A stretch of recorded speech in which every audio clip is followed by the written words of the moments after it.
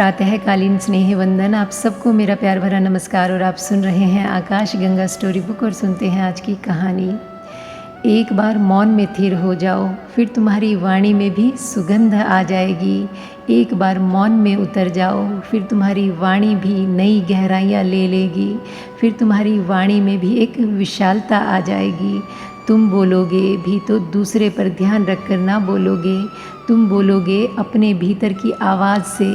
तुम्हारा बोलना संगीतपूर्ण होगा। तुम्हारा बोलना सत्य होगा। तुम्हारा बोलना तुम्हारे पूरे व्यक्तित्व की सुगंध से ओतप्रोत होगा। तुम बोलोगे तो दूसरों पर भी शीतलता छा जाएगी। तुम बोलोगे भी तो दूसरों पर तुम्हारे निःशब्द की धुन बजने लगेगी। तुम्हारा मौन उन्हें छुएगा। इस देश में हमने यह नियम समझा था कि केवल वही बोलें जिसने मौन के तल छू लिए हों, बाकी चुप रहें।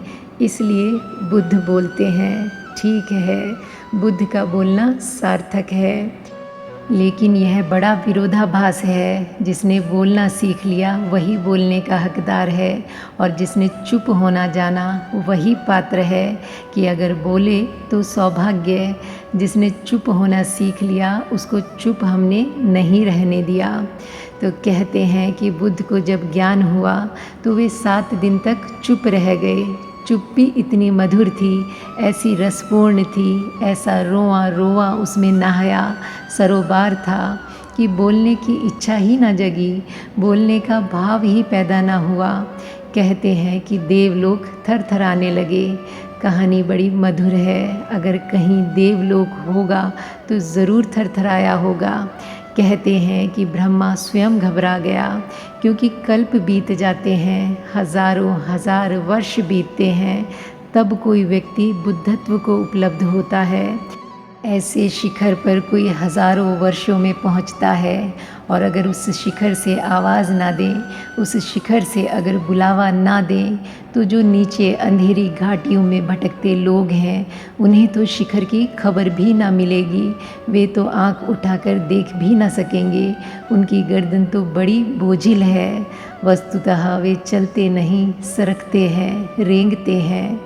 तो आवाज़ बुद्ध को देनी ही पड़ेगी, बुद्ध को राज़ी करना ही पड़ेगा।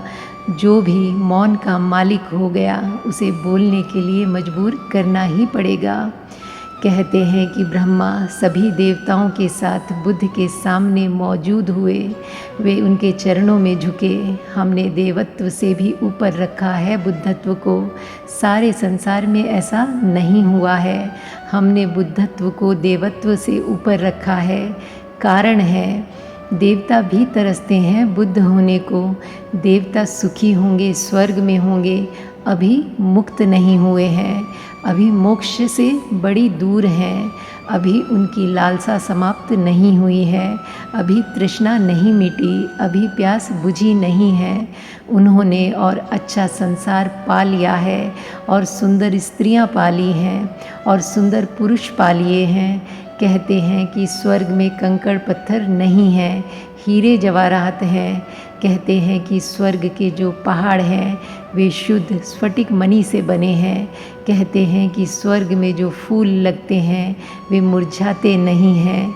परम सुख है, लेकिन स्वर्ग से भी गिरना होता है, क्योंकि सुख से भी दुख में लौटना ही पड़ेगा। सुख और दुख एक ही सिक्के के पहलू हैं। कोई नर्क में पड़ा है और कोई स्वर्ग में पड़ा है। जो नर्क में पड़ा है वह नर्क से बचना चाहता है, जो स्वर्ग में पड़ा है वह स्वर्ग को पकड़े रखना चाहता है। बुद्धत्व के चरणों में ब्रह्मा झुके और उन्होंने कहा कि आप बोलें। आप ना बोलेंगे तो महादुर्घटना हो जाएगी, और एक बार यह सिलसिला हो गया तो आप परंपरा बिगाड़ देंगे। बुद्ध सदा बोलते रहे हैं, उन्हें बोलना ही चाहिए। जो ना बोलने की क्षमता को पा गए हैं उनके बोलने में कुछ अंधों को मिल सकता है, अंधेरे में भटकतों को कुछ मिल सकता है। आप चुप ना हो, आप बोलें। किसी तरह बामुश्किल राज़ी किया। कहानी का अर्थ इतना ही है कि जब तुम मौन हो जाते हो तो अस्तित्व भी प्रार्थना करता है कि बोलो। वृक्ष और पत्थर और पहाड़ भी प्रार्थना करते हैं कि बोलो। करुणा को जगाते हैं तुम्हारी कि बोलो। तुम जहाँ पहुँच गए हो वहाँ और भी बहुत पहुँचना चाहते हैं।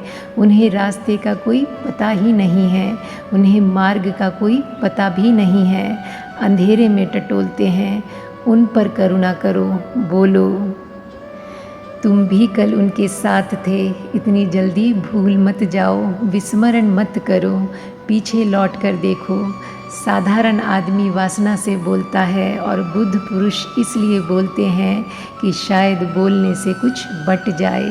बुद्ध पुरुष इसलिए बोलते हैं कि तुम भी साझीदार हो जाओ उनके परम अनुभव में।